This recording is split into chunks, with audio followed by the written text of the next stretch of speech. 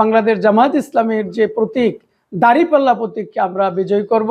এই কথাটা 100 জন লোকের মধ্যে 80 জনের বেশি লোকে এই আশ্বাস দিচ্ছেন, কথা বলছেন, এবং তাতে আমি আশাবাদী যে ইনশাআল্লাহ আগামী নির্বাচনটা যদি সুষ্ঠু, সন্ত্রাসমুক্ত এবং সুন্দর পরিবেশে হয়, তাহলে ইনশাআল্লাহ আমি এই মঠবাড়িয়া পিরোজপুর 3 আসন থেকে বিপুল ভোটে বিজয়ী হব ইনশাআল্লাহ।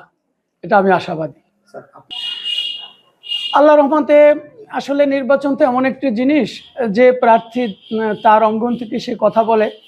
তো আমি ছাত্র জীবন থেকেই মূলত মানুষের অধিকার, মানুষের সহযোগিতা, এটা আমার একটা ইতি ছিল।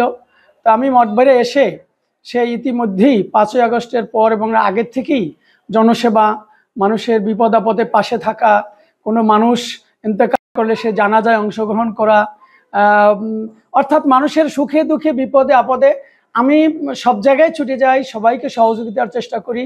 এবং সরকারি যে বরাদ্দ, সে বরাদ্দের বিষয়টাও আমি এই 5ই আগস্টের পর মানুষের সাথে থেকে এবং প্রশাসনের মাধ্যমে সহযোগিতা নিয়ে অনেক জনসেবা করেছি। তাতে আমি আল্লাহর মেহেরবানি নির্বাচনের যে একটা যুদ্ধ বা চ্যালেঞ্জ, তাতে আমি জনগণের যে সার্বিক চিত্র এবং অবস্থা দেখতে পাচ্ছি, তাতে ইনশাল্লাহ মঠবাড়িয়ার মানুষ আমাকে বিপুল ভোটে বিজয়ী করবে।